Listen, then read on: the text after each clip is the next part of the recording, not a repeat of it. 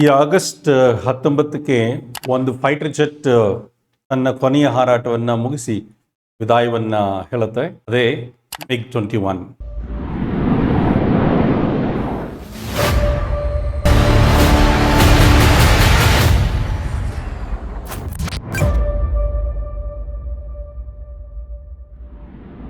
MiG ಅಂದರೆ ಮಿಖೈಲ್ ಗುರವಿಚ್ ಅಂತ. ಇದು ರಷ್ಯನ್ ಫೈಟರ್ ಜೆಟ್.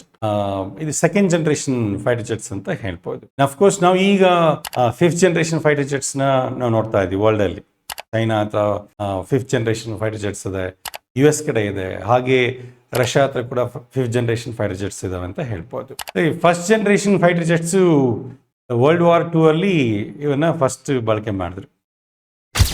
1940s ಇಂದ 50s ದಶಕದಲ್ಲಿ ಬರ್ತಕ್ಕಂಥ ಒಂದು ಫಸ್ಟ್ ಜನರೇಷನ್ ಜೆಟ್ಸ್ ಇದೆಯಲ್ಲ, ಇವು ತುಂಬ ಸರಳವಾಗಿತ್ತು.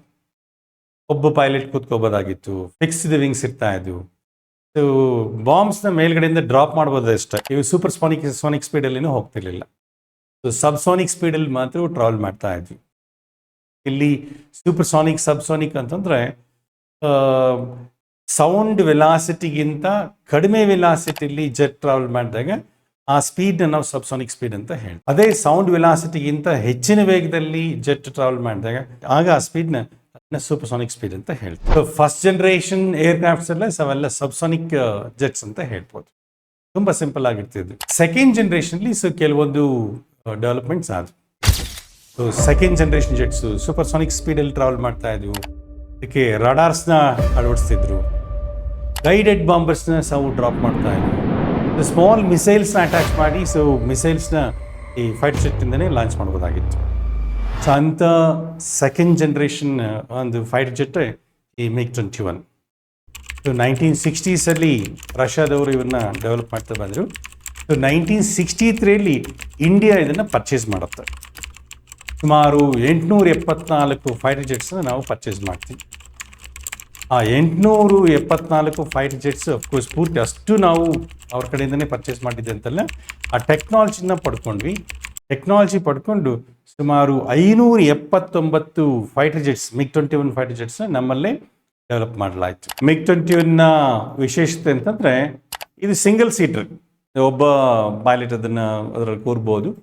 ಹಾಗೆ ಟರ್ಬೋಜೆಟ್ ಎಂಜಿನ್ ಇರುತ್ತೆ. ಸುಮಾರು 14.7 ಮೀಟರ್ಷ್ಟು ಉದ್ದ ಇರುತ್ತೆ. ಇದರ ವಿಂಗ್ ಸ್ಪ್ಯಾನ್ ಬಂದು 7.15 ಮೀಟರ್ಷ್ಟು ಇದೆ. ಎತ್ತರ 4.1 ಮೀಟರ್. ಅದರ ವೆಯ್ಟ್ ಬಂದು ಸುಮಾರು 10,400 kg. ಇದರ ಸ್ಪೀಡ್ ಬಂದು 2175 km/h. ಒಂದು ಸಲ ಆಗಸಕ್ಕೆ ಏರಿದ ತಕ್ಷಣ ಸುಮಾರು 320 ಕಿಲೋಮೀಟರ್ ದೂರ ಇದು ಕ್ರಮಿಸುತ್ತೆ. ಮ್ಯಾಕ್ಸಿಮಮ್ ಅಂದರೆ 58,000 ಅಡಿ ಎತ್ತರದಲ್ಲಿ ಇದು ಹಾರಾಟ ಮಾಡ್ತದೆ. ರೀಸೆಂಟ್ ನಾವು ಇದು ವಾರ್ಫೇರಲ್ಲಿ ಪಾರ್ಟಿಸಿಪೇಟ್ ಮಾಡಿದ್ದನ್ನು ನಾವು ಕೇಳಿದಂದರೆ 2019 ಬಾಲಾಕೋಟ್ ಏರ್ ಅಟ್ಯಾಕ್ ಆಗಿದೆ. ಆ ಸಂದರ್ಭದಲ್ಲಿ MiG-21ನ ಬಳಸಲಾಯಿತು. MiG-21ನ ಪೈಲಟ್ ಅಭಿನಂದನ್ ವರ್ಧಮಾನ್ ಅವರು ಪಾಕಿಸ್ತಾನದ F-16ನ ಹೊಡೆದುರುಳಿಸ್ತಾರೆ. ಹೊಡೆದುರುಳಿಸಿದ ಮೇಲೆ ಆ ನಂತರ ಪಾಕಿಸ್ತಾನದ ಗಡಿ ಪ್ರದೇಶದಲ್ಲಿ ಈ MiG-21 ನಮ್ಮ MiG-21 ಅವ್ರಿಗೆ ಸಿಕ್ಕಾಕೊಳ್ಳುತ್ತೆ, ಅಲ್ಲಿ ಬಿದ್ದು ಹೋಗುತ್ತೆ. ಅದೇ ಒಂದು ಲಾಸ್ಟ್ ನಾವು ವಾರ್ಫೇರಲ್ಲಿ ಪಾರ್ಟಿಸಿಪೇಟ್ ಮಾಡೋದನ್ನ ನಾವು ನೋಡ್ತೀವಿ. ಆದರೆ ಈ ಹಿಂದೆ 1965 ಇಂಡಿಯಾ ಪಾಕಿಸ್ತಾನ್ ವಾರಲ್ಲಿ MiG-21 ಪಾರ್ಟಿಸಿಪೇಟ್ ಮಾಡಿತ್ತು. ಹಾಗೆ 1971 ಇಂಡಿಯಾ ಪಾಕಿಸ್ತಾನ್ ವಾರಲ್ಲಿ ಕೂಡ ಇದು ಪಾರ್ಟಿಸಿಪೇಟ್ ಮಾಡಿತ್ತು.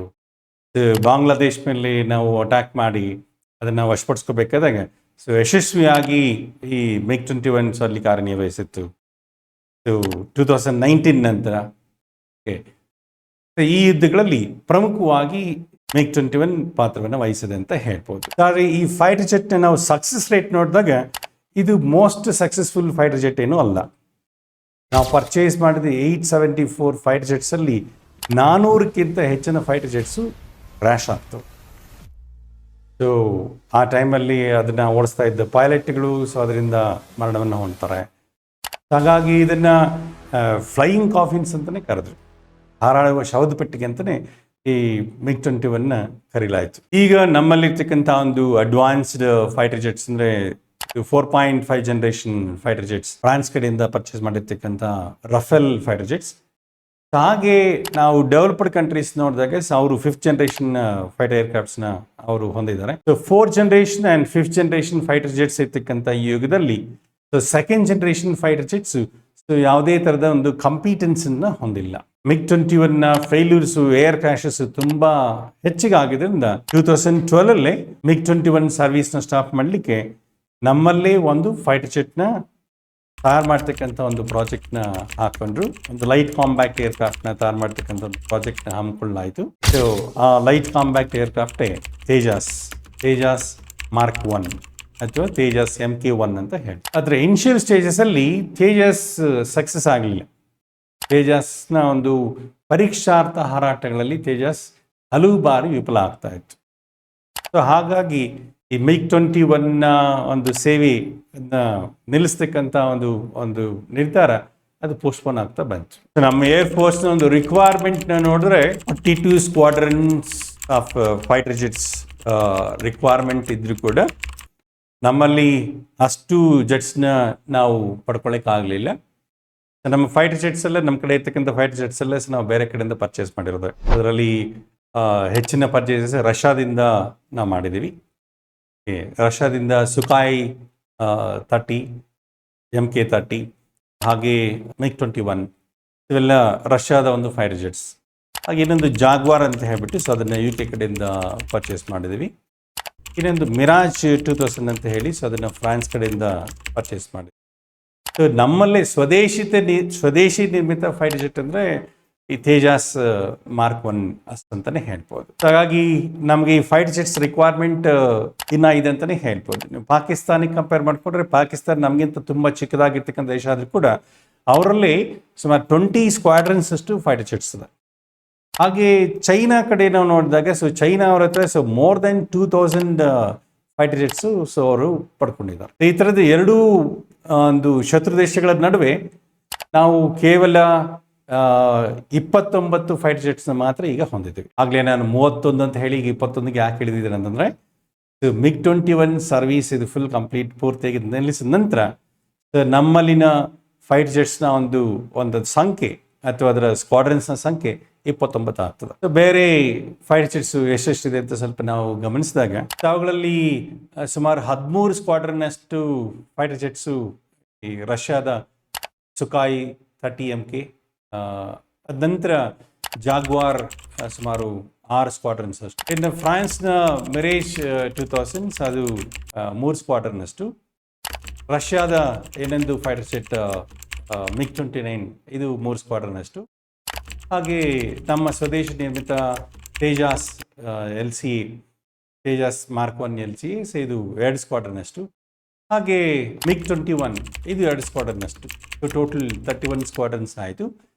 ಈಗ ಈ MiG-21 2 ಸ್ಕ್ವಾಡ್ರನ್ MiG-21 ರಿಟೈರ್ಡ್ ಆಗೋದ್ರಿಂದ ಸರ್ ನಮ್ಮಲ್ಲಿ 29 ಸ್ಕ್ವಾಡ್ರನ್ ಫೈಟರ್ ಜೆಟ್ಸ್ ಮಾತ್ರ ಉಳ್ಕೊಳ್ಳುತ್ತೆ. ಅಂದರೆ ನಮ್ಮ ರಿಕ್ವೈರ್ಡ್ ಫೈಟರ್ ಜೆಟ್ಸ್ಗಿಂತ ಸುಮಾರು 13 ಸ್ಕ್ವಾಡ್ರನ್ ಫೈಟರ್ ಜೆಟ್ಸ್ನ ಒಂದು ಕೊರತೆ ನಮ್ಮಲ್ಲಿದೆ. ಸೊ ರೀಸೆಂಟಾಗಿ ನಮ್ಮ defence ministry 5th generation fighter aircrafts ನಮ್ಮಲ್ಲಿ ಪ್ರೊಡ್ಯೂಸ್ ಮಾಡಬೇಕು ಅಂತ plan ಹಾಕ್ಕೊಂಡಿದೆ.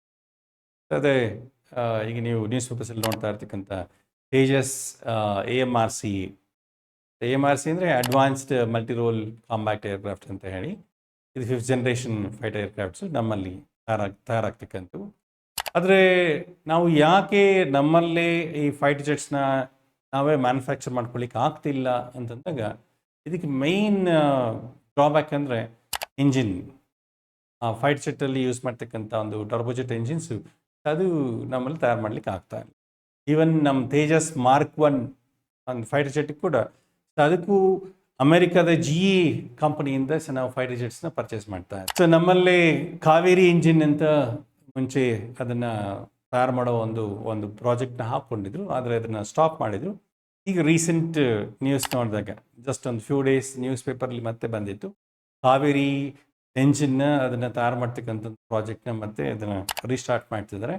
So probably Kaveri engine ಇದು ಪ್ರಾಜೆಕ್ಟ್ ಕಂಪ್ಲೀಟ್ ಆಗಿ ಎಂಜಿನ್ಸ್ನ ಸಕ್ಸಸ್ಫುಲ್ ಆಗಿ ನಮ್ಮ ಅವರು ತಯಾರು ಮಾಡಿದ್ದಾರೆ ಅಂತಂದರೆ ಸ್ವದೇಶಿ ನಿರ್ಮಿತ ಯುದ್ಧ ವಿಮಾನಗಳನ್ನು ನಮ್ಮಲ್ಲೇ ಸಂಪೂರ್ಣವಾಗಿ ನಾವೇ ಅದನ್ನು ಮ್ಯಾನುಫ್ಯಾಕ್ಚರ್ ಮಾಡಲಿಕ್ಕೆ ಆಗುತ್ತೆ. ಸದ್ಯದ ಪರಿಸ್ಥಿತಿಯಲ್ಲಿ ನಾವು ಪಾಕಿಸ್ತಾನದ ಮೇಲೆ ಏರ್ ಅಟ್ಯಾಕ್ ಮಾಡ್ಬೋದು, ಸೊ ಈಸಿಯಾಗಿ ಕೌಂಟರ್ ಮಾಡ್ಬೋದು ಅವರ ಒಂದು ಅಟ್ಯಾಕ್ಸ್ನ. ಆದರೆ ಚೈನಾನ ಅಷ್ಟೇ ಸಮರ್ಥನೀಯವಾಗಿ ನಾವು ಕೌಂಟರ್ ಮಾಡಲಿಕ್ಕೆ ನಮ್ಮಲ್ಲಿ ಸಾಕಷ್ಟು ಸಂಖ್ಯೆಯಲ್ಲಿ ಫೈಟ್ ಜೆಟ್ಸ್ ಇಲ್ಲ ಅಂತಲೇ ಹೇಳ್ಬೋದು. ಫೈಟ್ ಜೆಟ್ಸ್ನ ನಿರ್ಮಾಣ ಕಾರ್ಯಕ್ಕೆ ನಮ್ಮಲ್ಲಿ HAL ಈಗ ಕೆಲಸ ಮಾಡ್ತಾ ಇದೆ. ಅದ್ರ ಜೊತೆಗೆ ಖಾಸಗಿ ಸಂಸ್ಥೆಗಳು ಕೂಡ ಸೇರಿಕೊಂಡಲ್ಲಿ ಹೆಚ್ಚಿನ ಸಂಖ್ಯೆಯಲ್ಲಿ ಫೈಟ್ ಜೆಟ್ಸ್ನ ನಿರ್ಮಾಣ ಮಾಡಲಿಕ್ಕೆ ಸಾಧ್ಯವಾಗುತ್ತೆ. ಬಾನಲ್ಲಿ ಭಾರತದ ಮೊದಲ ಧ್ವಜವನ್ನು, ತ್ರಿವರ್ಣ ಧ್ವಜವನ್ನು ಹಾರಿಸಿದ MiG-21 ಸೂಪರ್ಸಾನಿಕ್ ಜೆಟ್, ಸರಳ ಲವಲವಿಕೆಯ ಈ ಜೆಟ್ ಫೈಟರ್ಗೆ ನಾವು ಒಂದು ಬಿಗ್ ಸಲ್ಯೂಟ್ ಮಾಡ್ತಾ ವಿದಾಯವನ್ನು ಹೇಳೋಣ. Thank you.